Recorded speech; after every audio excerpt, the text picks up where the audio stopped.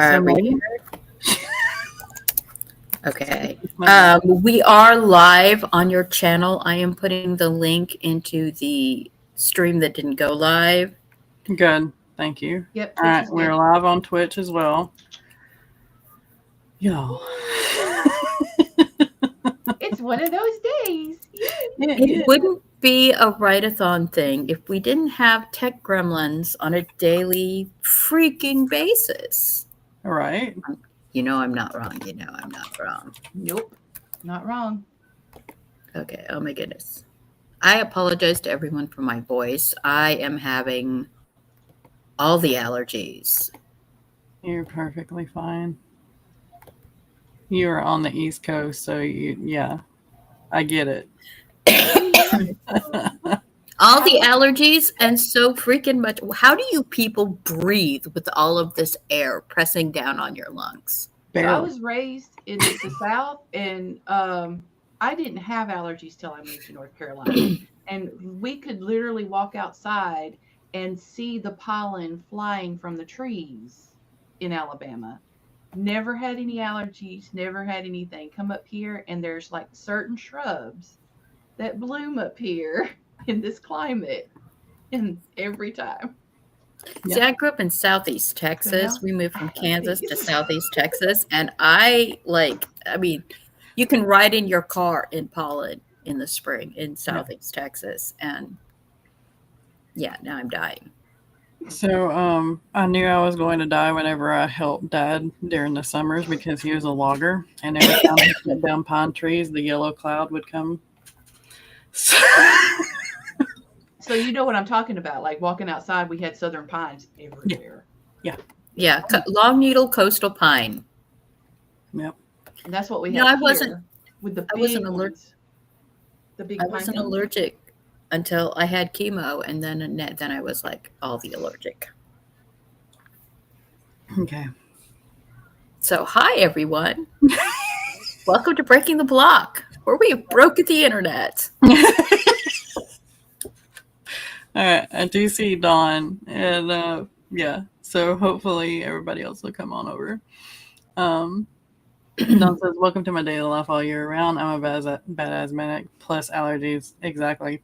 Yeah, you can you can hear her walk into a room, and she's on Discord with me, and she's like, "I'm just like, girl, you need to calm down. Please don't die." Yeah. Mine is I get started coughing and I can't stop at all, period. So it's like all day long. So I know if I start coughing in the morning, it's like, it's going to be one of those days. It is. It really, really is. All right. I sound like I should be going, "Where's your paperwork, Mike Wazowski?"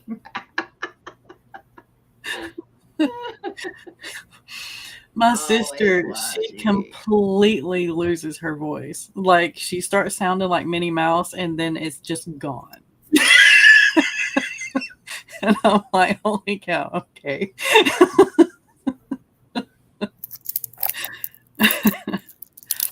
All right. So do we want to try to redo the intros, or do we just want to pop into, like, the first question thing? I think everybody knows who we are. Yeah. Pretty much, yeah. We're here almost every week going, tell us about your writerly problems, because we are all in the same boat. Yes, exactly. All right, so let's pop this up. And the first one, which I enjoy this one, is ever worried that your book is too weird for publication? What to do? Should you continue? No. Not if you want the sales. I wrote Cats versus Zombies.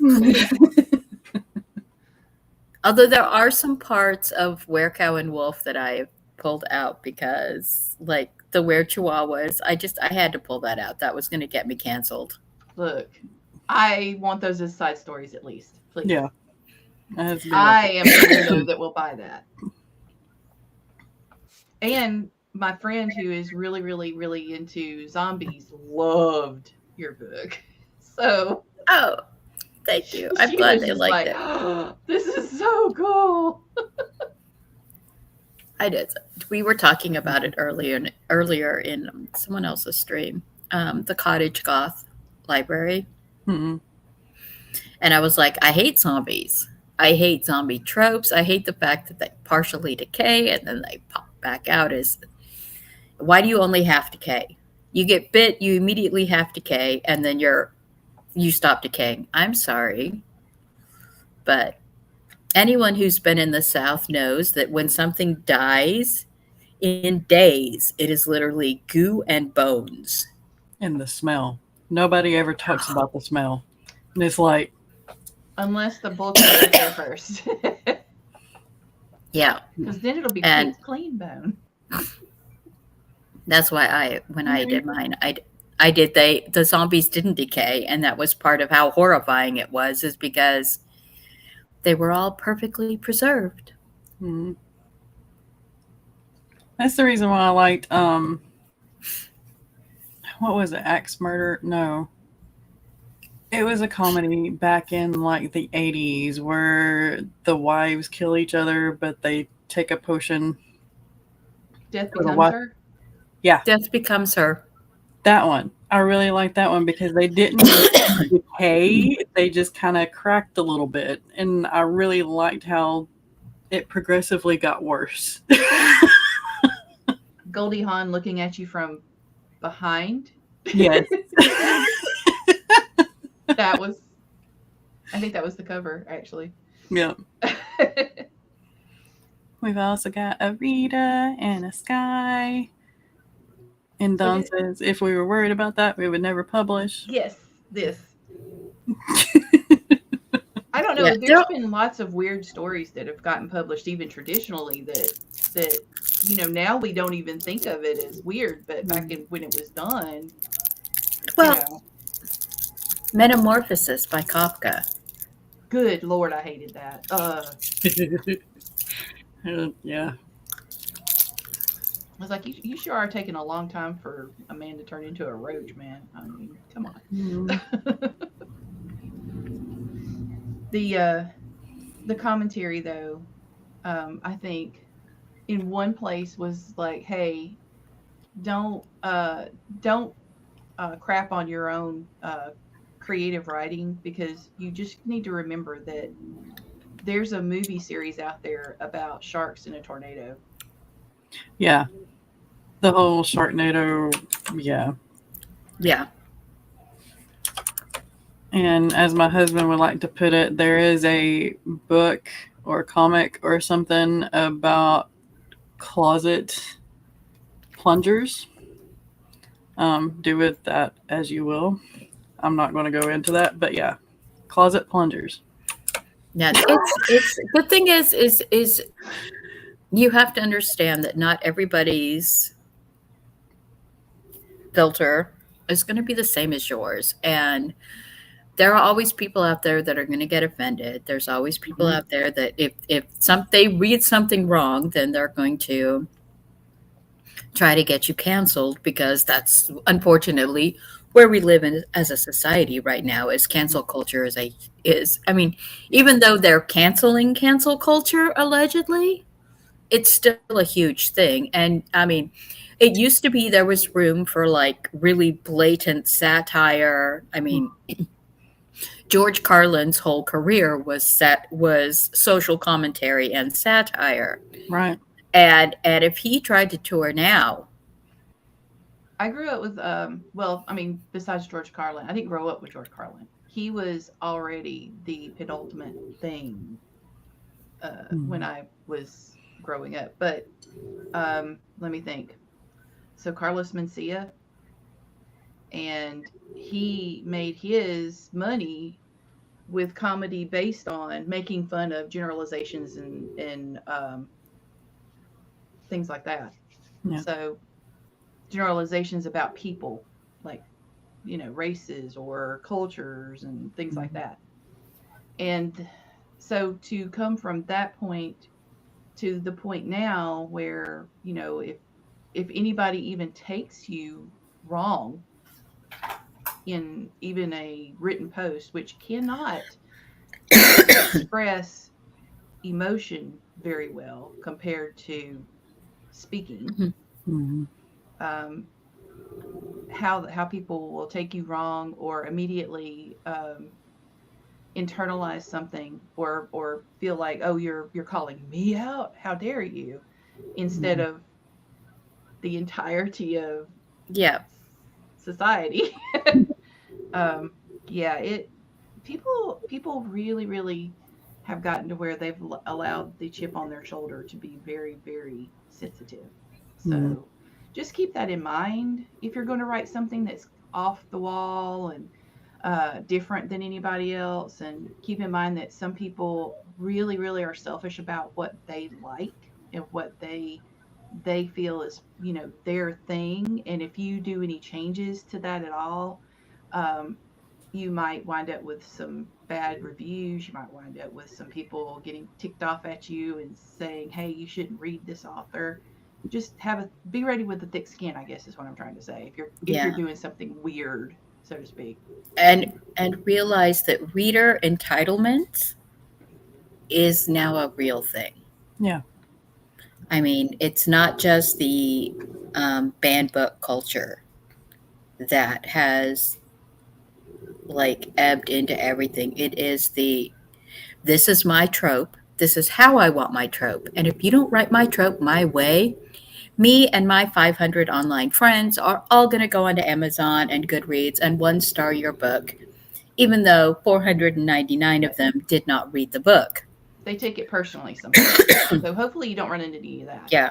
And if someone comes to you and says, help me, you know, this book has all of these things in it, we need to stop it. Now, if it's a book that's basically a how to guide to lure children, I am all for one starring and blacklisting that.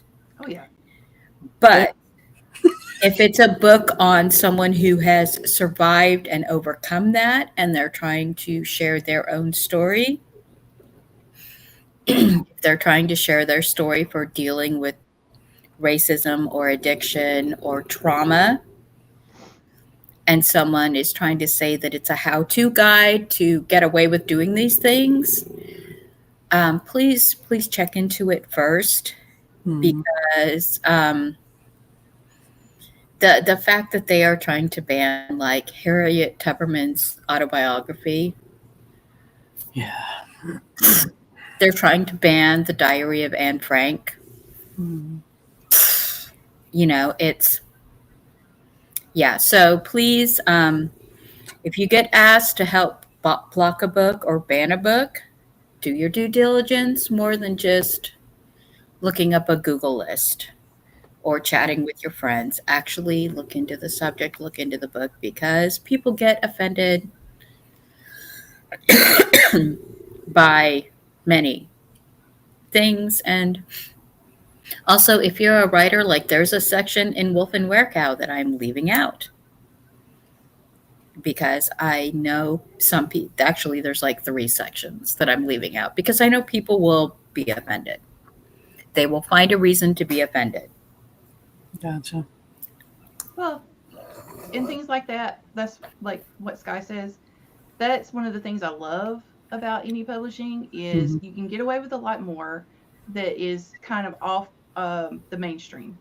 And also, even if you are marketing it a certain way and there are certain scenes that you have to take out, there are so many things you can do with those scenes in indie publishing that you wouldn't be able to do in traditional publishing because you wouldn't be allowed to do it. Right. Reader magnets, newsletter magnets, Yep. website magnets. Yeah. Also, if somebody gets offended, if you didn't write their trope their way, if there's something in your book that they're not comfortable with, do not engage as a writer. Do not engage. And my No thing is, touching. I am open to suggestions. If you didn't like a certain trope, but you like it another way, let me know. I might have something in the bag that I can pull out for you. Yeah. Yeah. Okay. And Sky also says, "I'll write what I want. Dang it! You don't have to like it if you do. Awesome. Yeah, If you don't, okay. My books obviously weren't for you. Exactly." I had to learn that lesson. Yeah. Dawn says, "Look, there's going to be something about each and every one of us that each of us don't like. I'm like, don't like something about me that's on you, not me, and I'm okay with that." Exactly. Had to learn that the hard way growing up. Yep. We're You are raised in a society that tells you that if it's wrong with you, you've got to change. Yeah. Yeah. And it's hard to break out of that. Once you lose your give a damn, you're good. Whenever you hit your like 35 and up, Mm-hmm. you're golden. Yeah, because at that point you're like, okay, you didn't like me to do what? Oh, all right, cool. Yeah. Then Yeah. don't be around me. Yeah. You Yeah, didn't want me to have tattoos? Oh, too bad. the only caveat to this is if you're writing something that is culturally insensitive or appropriation, Oh either yeah, don't do it or be aware that they will come for you. Yeah. just that's like the major disclaimer. If you are wrong, admit you're wrong. Don't double down. Sometimes we make mistakes, you Yeah. know? And we'll get into a character so deep and we won't think about it. And then all of a sudden somebody points it out to us. If somebody points it out to you that it might be, you know, hinky, maybe Oh you yeah. save that Well, as a deleted scene for some other place. Yeah. in Stars Over Pagosa, my character is Kushada and Irish, who and basically spent her teenage years in southeast Texas near the Alabama Coshada Reservation where her grandfather lived and worked, and that's where she lived after her mother passed away. And there's a scene that happens where she tells someone, "Well, I don't expect blacks to hire me. Blacks don't hire half breed squaws." And I had somebody a white person get really offended by that statement. I mean, they were like super offended. This is when I was first doing the zero draft. And I'm like, I am Cherokee Algonquian and white. And as my experience growing up in Southeast Texas, that is 100% true. There are three things that all Native American girls learn. One is that certain racial groups will not hire Native Americans. The second is that most racial groups, especially the men, believe that all Native American women are promiscuous and therefore consent is not an option. And considering that women of Native American descent were not added to the women's right to report document laws until after the year 2003. Now, understand all other ethnic groups could report rape as early as the 1880s. All others, except Native American women. And we didn't gain that right until after 2000. And when you think, and so, that's a sad reality. But it's crazy that is a thing, but it was a thing. And so, but this reader got really offended. And how dare you say that? And I'm like, I grew up with this. Mm. So, what some of us normalized, this was our childhood. Other people find it extremely offensive. Yeah. Yeah, I would say get opinions from people. If it's your own voice, then it's your own voice. Yeah. But if you are writing a character or writing a situation that is not your own voice, and somebody brings up something like that, then get a second opinion from people in that situation or who have been in that situation. Or it's like I did have one person question me about well, and what's funny is how many women out there do write gay men. But they were questioning that, and I was like, dude, I have friends in the kink area that I ran this by, and they were cool with it. And then I could say that I also am using partially my own voice when I write about some of those scenes. Mm-hmm. So, if you find it offensive, but you've never done anything like that, or you've never put yourself in their shoes, maybe they are the ones that have the problem, and they need to educate themselves.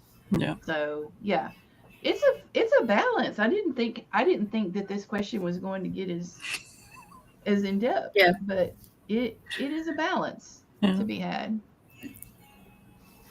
I gotta admit when I'm wrong, I'm not perfect. Mantra. Well, and the other thing is like movie stars and the big authors. I'm sorry. It's a lot more. They get accepted. Their apologies get accepted much more easily than indie authors. Hmm. And it's simply because we don't have the resource base that they have. Yeah.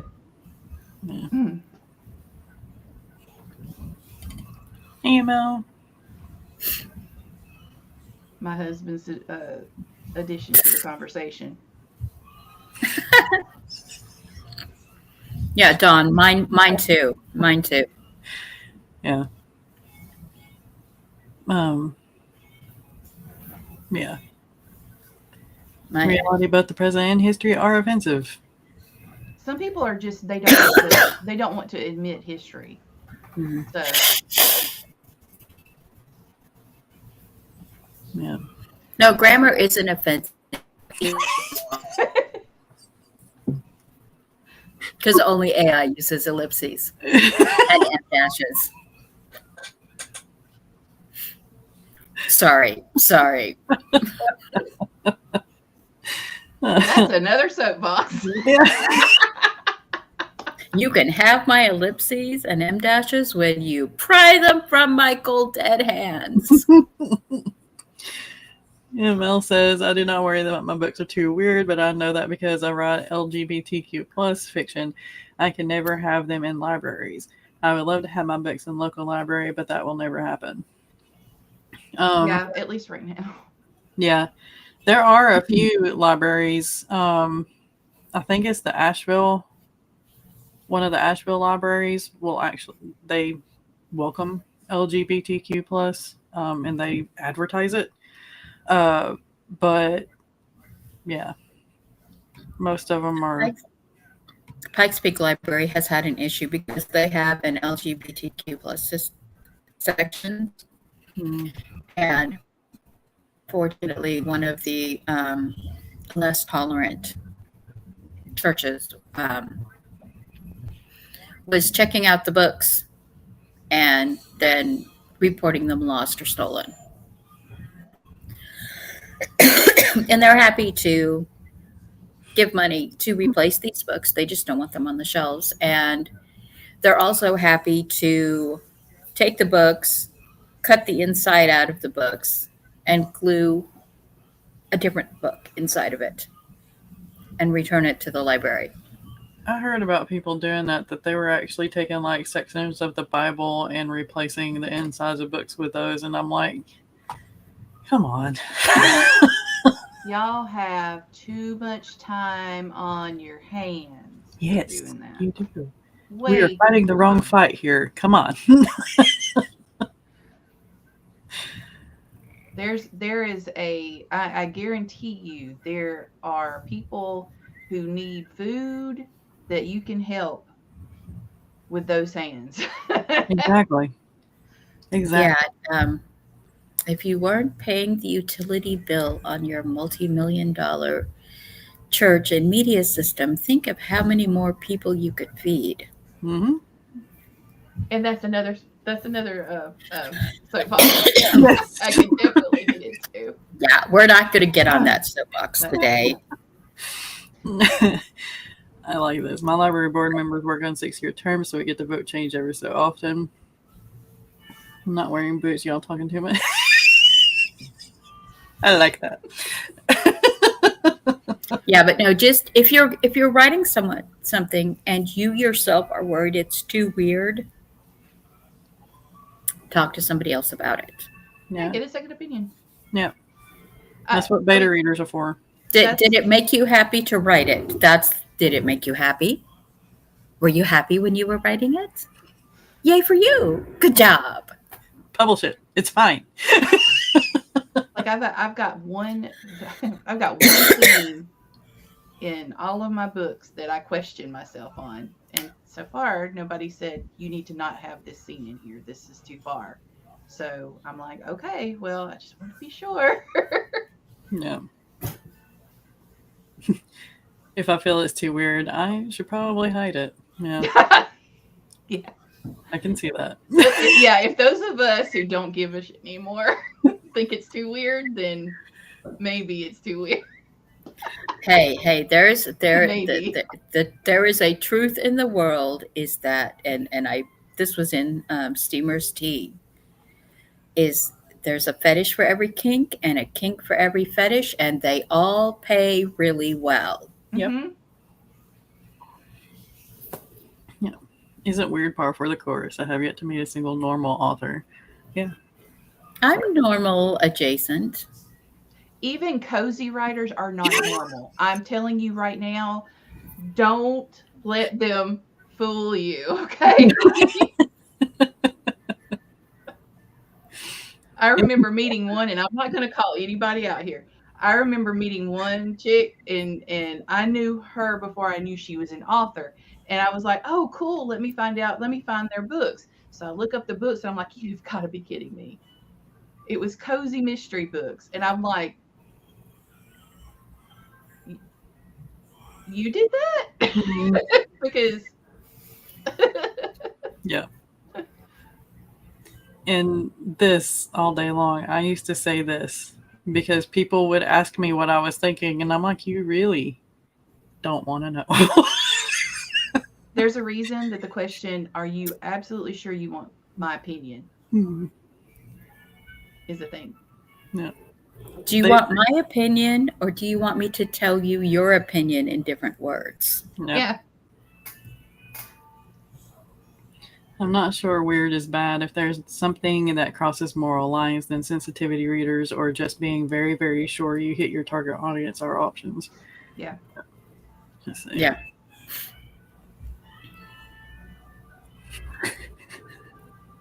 Terrible to each other. All right. Yeah, they're like brother and sister. I tell you right now, they are. He has two friends of mine that are like this. They'll go back and forth. Yeah, exactly. I don't even know what the definition of normal would be, because there's not a single person in my opinion, there's not a single person in this world that is normal. Mine is, are you sure you want to, my honest opinion? Yeah, exactly. All right. So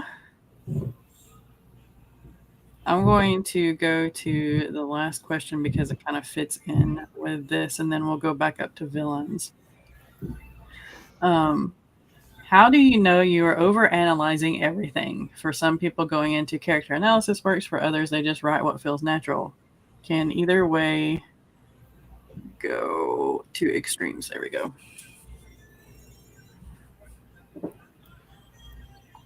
I think if you find yourself stuck in that mental feedback loop where you're just going over and over and over the same thing, and this is definitely a TISM thing, but you just end up going in this perpetual loop of doom over and over and over the same thing. That's when you know you're overanalyzing something. Another thing is, like, if it's from someone else, if it's not directed to you personally, but you are taking it extremely personally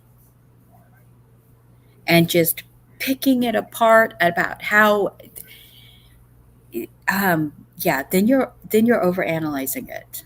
Um, it's everyone's allowed is entitled to their opinions, and all of their opinions and all of their trauma and everything they're writing is valid. It might not be valid for you, but it is valid. And the other thing is, um,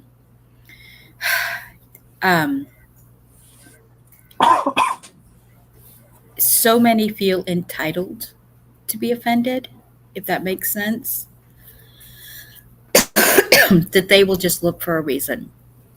And if you start thinking, well, I don't want them to be offended for this. I don't want them to be offended for that. I don't want people who aren't coffee drinkers to be offended because my character's a coffee addict. You're overanalyzing. Yeah. Way over analytic.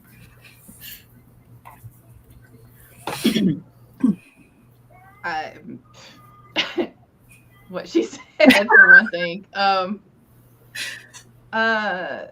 I think I came up with this also. I came up with this question because I'd heard other people ask about it, but I was also of the mind. Okay, here goes. I was of the mind that I have seen several authors overanalyze their own characters to the point that they're not publishing the story. They're not moving beyond creating these characters because they are doing like tarot, they're doing enneagram, they are breaking these characters apart with like 5 different methods. And I'm like, honey, can you please, like, if you keep finding new methods by which to break apart your characters and analyze them, you're never going to actually publish the book. Mm-hmm. So I was like, there has to be, I just wanted, I'm like, what is too far? How many methods would you use? Like, I love Maggie's 30 questions. Is it 30 questions? It's an interview. Yeah, 30 questions 30 to build your questions, world, 30 questions to interview your character with. But when you're doing like 5 different methods, I'm like, that's going a little too far. Well, I feel like that, then it's like almost becoming a procrastination. Yeah. it becomes, there's a thing where, they say too many cooks ruin the soup. People are complicated creatures, and all of these different analysis methods, you can have one person doing all these different analysis methods on themselves, and their personality types will show up as different for every test. Yeah. And if you try to cram all these things into a character, you're going to end up with some spicy, nasty, overcooked soup. The opposite is that you start pulling out all these things. Sorry, I have a cough thing. You end up with this very bland paper doll character with nothing interesting about them. Mm-hmm. So set up your character. Don't add too much spice. Don't take away too much spice. Let them be their own flavor. Yeah. I think with this, because I know I overanalyzed I'm No Hero, and it's still in my head needing to be changed and fixed and all that good stuff. But I published it so I could get done with it. But with characters, people watch. If your characters feel natural to you and they flow, then don't mess with them too much. Don't keep analyzing them. They're fine. If they are interesting, they're fine. Your story, if you're overanalyzing it, send it off to beta readers, get their opinion, and be done with it. Because if you don't, you're just going to stew in it. And you're going to be a soggy mess. Period. Eva says, did I finish a draft or did I stop drafting to do this thing? If I stopped, I need to acknowledge that. I want to see a copy of Sebastian's interview.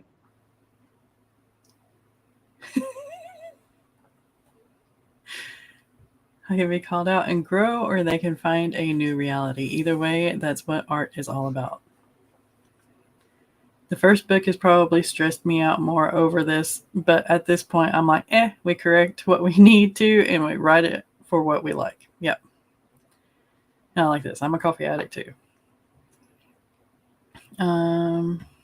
Try to do that character interview, and they got up and left halfway through in a fit.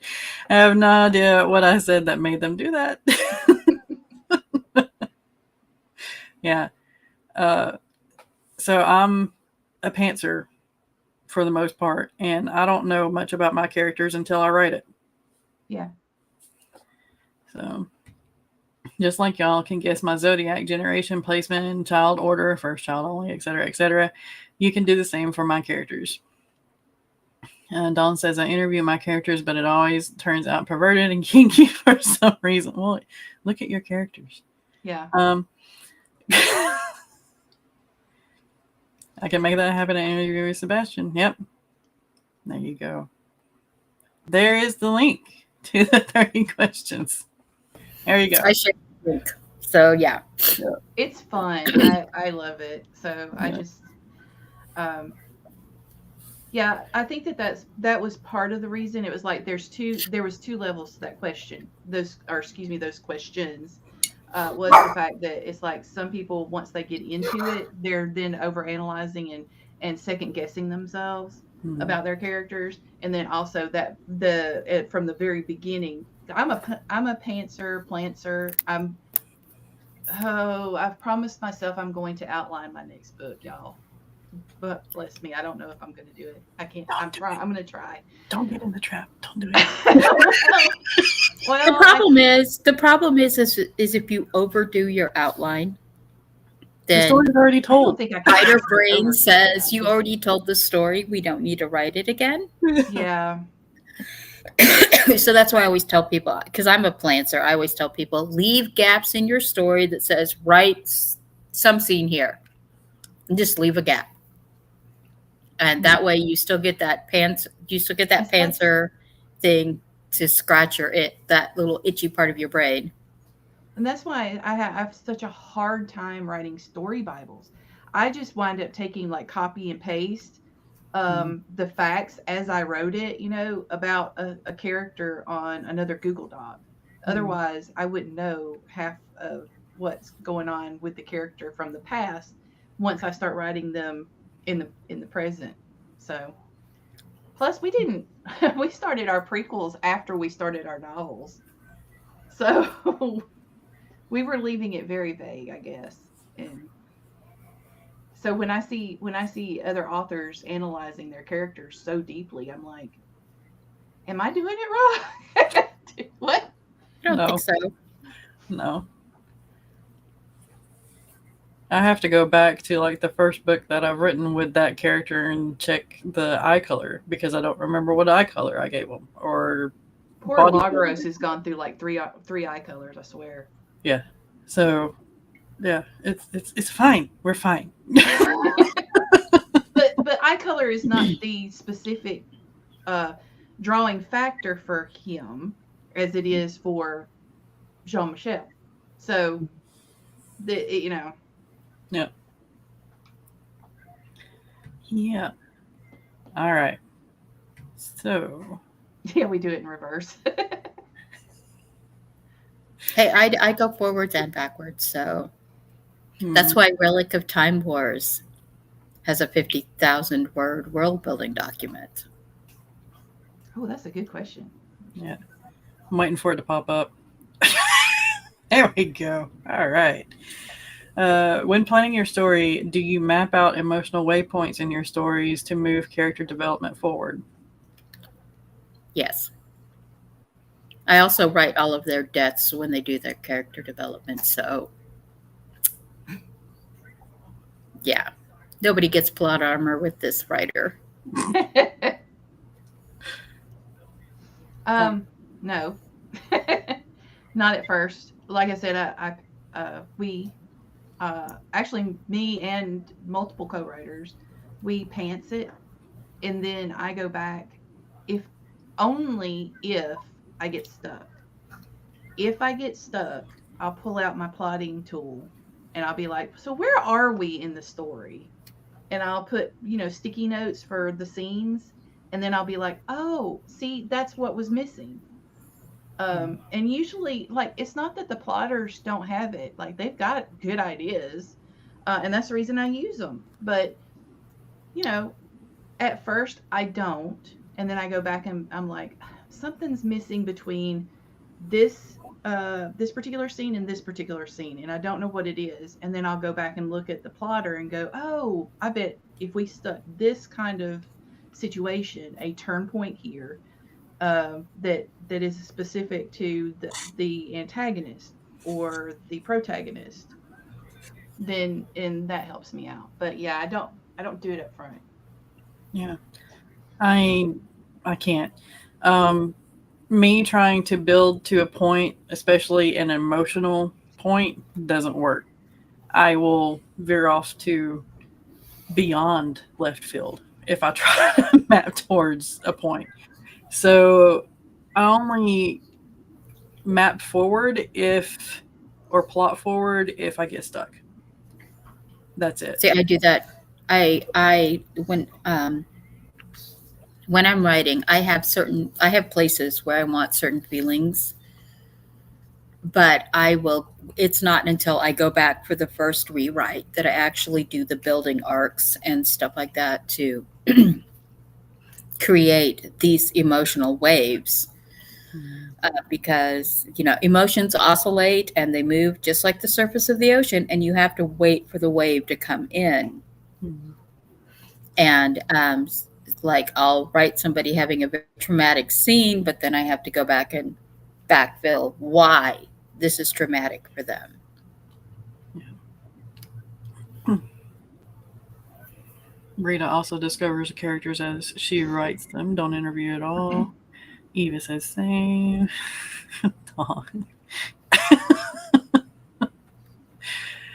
Eye colors are like a mood ring. They change with characters' moods. Yes. I wish I had thought of that when I first started the books with the dragon. I could have totally made that work. Eva says, no, I wait until developmental edit round. I do on my own stuff. Rough draft to developmental edit, revise, line edit, revise, alpha feedback, revisions, beta feedback, final edits, and proofread. Developmental edits are where I check all the plot lines and character arcs. Yeah. Let's see. Decided to do them for the new project, mapping out the action choices, decision, cost, personal stakes, collision of values, change in path, and truth revealed. Huh. Okay. We veered off into, I don't think it's it's a swamp. It's always a swamp. Yep. My real life vision is so poor, I don't see your eye color unless it's the thing everyone sees about you first. Yeah.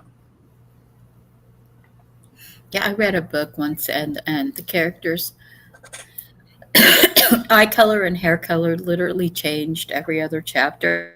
And then suddenly in the middle of the book, they changed genders with no explanation. And it was just like, okay.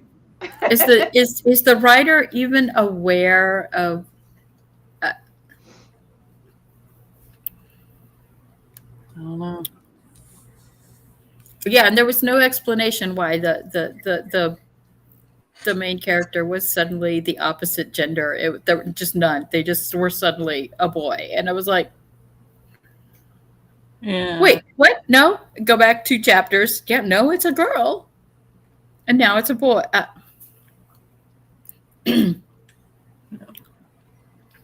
So, It's based on real indie books. Yeah. I've read a book that was similar to that. The main character changed personalities, like it was severe. Like they went from bubbly to grumpy, and there was nothing that happened to them. No trauma or anything. The book was That's annoying too for a reader. Yeah. To Yeah. me, or to this reader. Yeah. Yeah, there always has to be an explanation when something like that happens. Mm.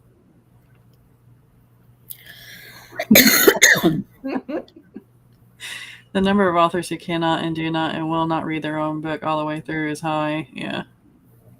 Yeah. That blows my mind because I end up reading the entire book through like 4 times during my just doing that step. Mm-hmm. I listen to it. I listen to it all the way through without changing anything. Yeah. I think I read mine so much that I just get blinded. Yeah, you get book blind. That's why I deal with the digital so much that's why I do, and I print so that I can start writing on the pages that I need to change. Because your brain processes printed words and digital words differently. And another thing is your brain, if it's seen a piece of digital media several times, it will autocorrect it.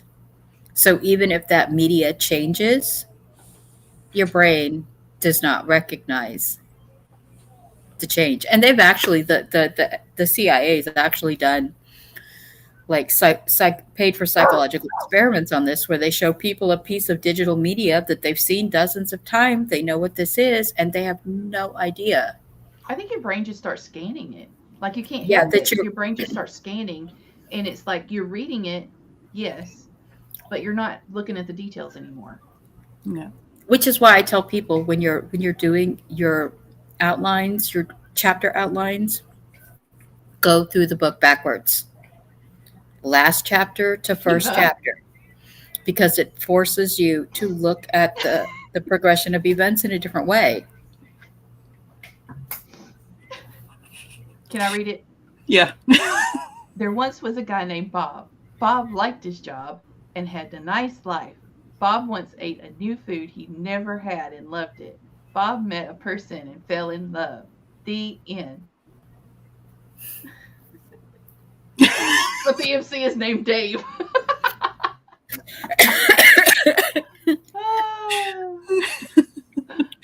Yes, very awesome. Love it. 5 stars. 2 thumbs up. All right. Do we want to hit one more question, or do we want to go ahead and have a little bit of a break between this one and Rach's sprints? Well, I'm not scheduled until 12:45, so if we've got time for another question, go for it. Okay. Here we go. How do you come up with a good villain or modify a villainous idea and tie it into the already built plot? The thing is your villain needs to be sympathetic.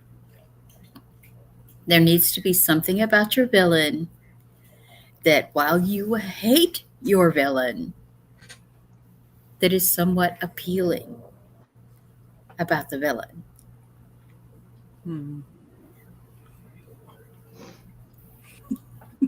And just having cardboard villains, that's not they're evil to be evil. No, there needs to be a reason. Were they raised to be evil? Are they possessed? Did trauma make them evil? Does what they're trying to do actually make sense and would actually help, but it's the wrong kind of help? Good villains aren't villains in their Yeah, the one of the things, Pagosa Cliffs, Gilliam Beale, aka Liam Bellow. His whole villain arc is because he is in love with Frederica.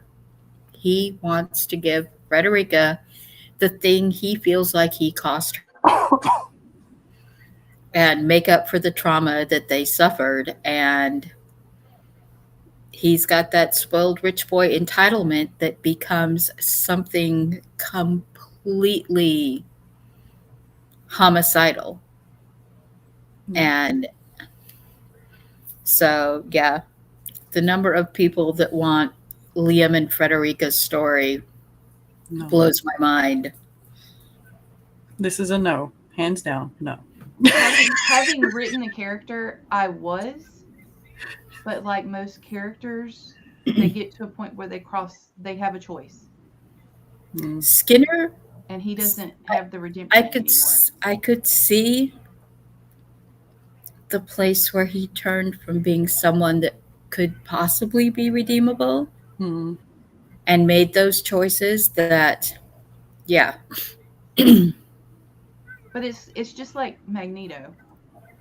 I always go back to Magneto because there was a choice made, and I don't care. But now I've not seen the newer versions where the newer the cartoon versions, but in most of the versions that I've seen of Magneto, he is a sympathetic villain until he reaches that point where he no longer cares about innocent life. Yep. And then he becomes the very monster that made him sympathetic to begin with. Yep. So. Yeah, Magneto is an awesome villain. And for those of you who have not read the comics or not seen some of the animated versions, wherein, like if you've just seen the movies, you don't know Magneto. No. Yeah. Well, here's a good thing for this. We're talking about this. Is Snape a hero and Dumbledore a villain? It's all about perspective. Yeah, it's a perspective thing too. Because Snape does all the villainy things until you find out his motivation. And Dumbledore does all the heroic things until you find out his motivation. Insert assigning. Hang on. I'm trying to get my brain to wrap around it. There's too many INs there. Insert a new inciting incident for the villain's villain plotline. Is it a new character?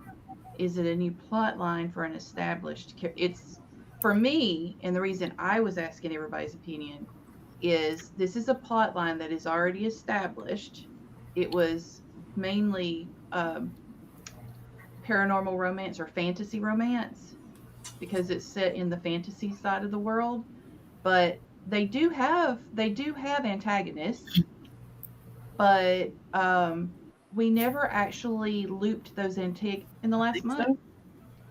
YouTube has had multiple updates over the summer and toss updates over the summer. Yeah. Which is why I keep telling everybody that does the icon only streaming to be sure they put not AI. I think we're back.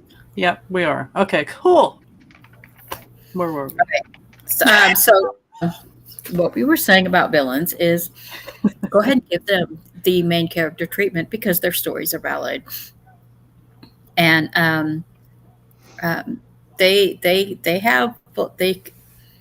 to be a good villain, they need to have a fully fleshed out personality. Yeah.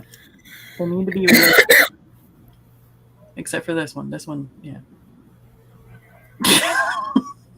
I think that we can do that because the villain that I'm thinking about it being is mentioned from the very beginning. So he can have Dante's dad. Is it Dante's dad? No, is it no, we're Smucky Dad. This is Smucky a prequel. Dad. This is a prequel. I promise. This is a prequel. Dante's dad is great. I want to kick Dante's dad. He is such a good villain. I want to get a pair of rose trimmers and just snip horns. Mama Maggie's got his number. It is so funny because she has hated that man since he came on scene. And the thing is most people are like, oh, he's so cool. Oh, he's this. Oh, he's so. And it's like Dante is the one that's like, no, you don't know who he is. You don't know. No, no, Amira. I just want to go. Wake You do not want to be daddy's little girl with that's daddy. And it's so funny because Dawn plays all of those characters. She's great at it. I was like, oh my gosh. And you'd never think. Use established people as a template. The thing is okay, here's an example of a book without a villain. When I wrote Tarnished Stars, there's not a villain in the book. There is not. The villain in the book is Tank's addiction, his alcoholism. That is the villain. So you don't, if you're, depending on the style of story that you're writing, you don't necessarily have to have a specific villain. Because a thing can be a villain. A concept can be a villain. In the book 1984, for the most of the book, there is not a specific villain. It is Big Brother is the villain. So, yeah. Concept villains. Yeah. Or tonal villains, however you want to. Villain is pretty minor on the scale of being a villain. She's jealous and slowly goes after the new girl until she explodes all her angers toward the new girl. Not all antagonists are villains. Yep. Yeah.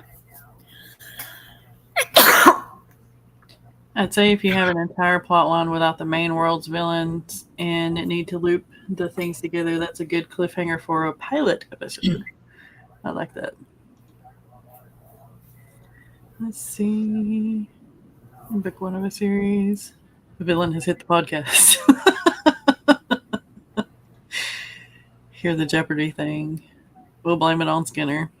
I'm taking notes on everything because I want to make sure that we do it justice because these are prequels. They're stories, but they're stories of characters that are currently in the main series.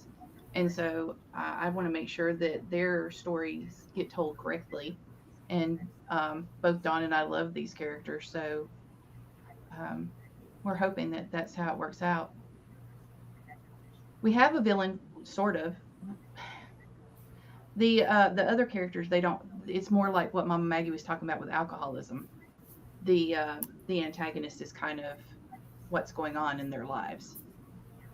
Addiction, stress, and losing themselves. The other thing would be mourning, grief. So, and their reactions to it. But in this case, there is a villain, and I wanted to find out what your takes were. Yeah. Welcome. Oh, Desarian. That's one that got birthed later. Yeah. I actually like him now as a villain anyway.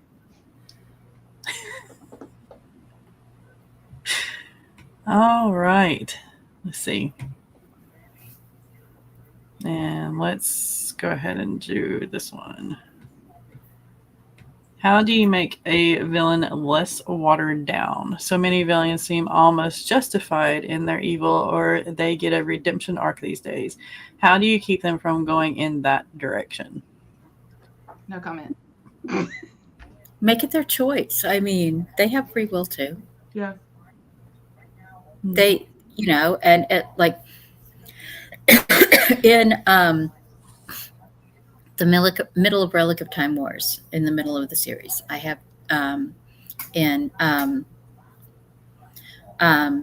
Allies from Dust, I have Daisy confront Damien, and literally they're at a charity gala and they're dancing, and she's like, "Why did you do it? You were she's talking about Damien's life as Julius Caesar. She's like, you were a hero, you were a general, you were an advocate for the people, you were a good ruler. Why go back to the homicidal conqueror?" And Damien they're dancing, and he just literally looks at her and he thinks about it, and then he goes, I tried to live my brother's life, and all I found was betrayal. The humans are less than us because we're semi-immortals, and they don't deserve our sympathy or even our consideration. And he basically makes the point that he tried to be Karstein, and it wasn't worth it to him. So making it the conscious choice of the villain to be the villain. There's a thing going around in the romance tropes, and they've been saying this for years. The good guy will let you burn, but the bad guy will burn the world for you. Put that choice in your villain's hand. What is he willing to burn, and who is he willing to burn it for? Yeah. And just downright stubbornness too. That works in a villain's favor, because I have known several people who know that they are in the wrong, but they're not going to change their ways because they have set themselves on this path, and they are going to keep to it because they are just stubborn. That's it. And they're not going to apologize. Mm-mm. And that can actually be a very interesting arc for a main character to go on, is having to realize they are never going to get an apology. Mm-hmm.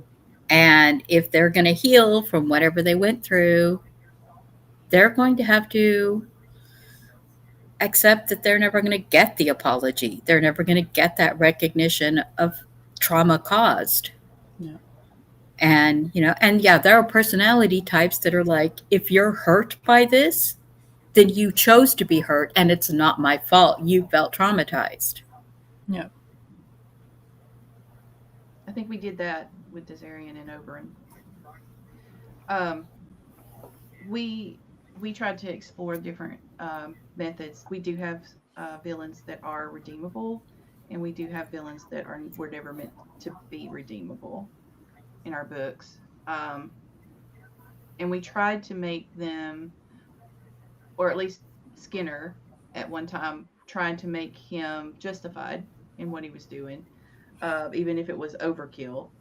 But once you decide whether you want this villain to be redeemable or not, then you have to have them cross that line. And like everybody else is saying, once they cross, it has to be a line that they choose. It's not something they're forced to do.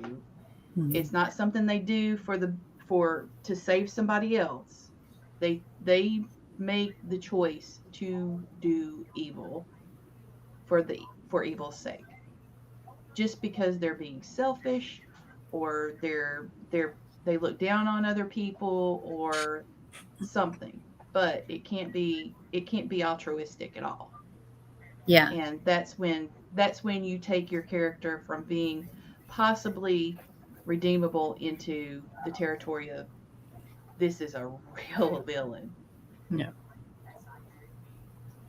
Eva says delete them, make them not exist anymore. Not all villains deserve that redemption or want it. Eva says every time they have a door of redemption, have them choose to slam it closed. I have one that could probably throw a redemption at her, and she would dodge it or throw it back like a grenade. I like that. Thank you, Angela. Yeah. And she's a side character, so y'all haven't seen her very much, but she's in there.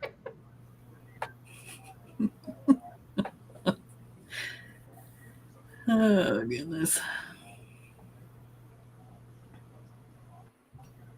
All right. We good? I think so. That'll give everybody a break before. Come on over to my stream. Yeah. I still have 3 chapters that I want to get into beta draft. Yeah, I'm writing the Witch Cats into Werecow and Wolf, and it's going really well. So, am I going to get the 11,000 words I need to get up to Um, 80K, not today. But I have more words than I started with at the beginning of the month, and that's what's important. Yep. A lot more from what you showed. 69,838 as of last night. So Nice. And just keep in mind, used to it was the thing was the goal was 50,000, so you bypassed that by almost 20,000 already. yeah. All right. And then Sam's going to be doing one too, the finale. So. Yeah, at 6 Eastern. So I left the link to your stream up next. So everybody run over there. We want to do outros, or we just want to go bye? We could just go bye. We didn't Rachel do an intro. has books. I have books. They're We didn't do books. We didn't do intros because we were. I also do anthologies. I jump into anthologies when I have time. I'm hoping to pull Krampus out of thin air. But yes. I can't. I won't be doing the Krampus anthology because I had this idea for the female version of Krampus, which is like a cousin of the Baba Yaga. Ooh. I found this like old Slavic mythology about this, basically a female version of Krampus, and I was like, ooh. But I don't have a story for her or anything. I'm like, I'm not. I'm like, do I have time? Do I have the mental? I don't have time, and I don't have a story. I need to finish Were Cow and Wolf so I can get it out in October. And yeah, I don't have a power. I don't. With Bog Hag and with Beltane, I was feeling the story. I was feeling the characters, and I'm just not. I'm a mood writer. I'm like those method actors. I'm a method writer. Yeah. So yeah.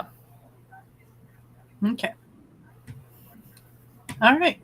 I left some links in the chat. There is also some links in the description box as well, so make sure to check those out. And we will see y'all during the streams later on today and next Sunday for another episode of Breaking the Block, and hopefully we will not have tech gremlins then. At least not as much as we did today. Knock on wood. All right. Bye, y'all.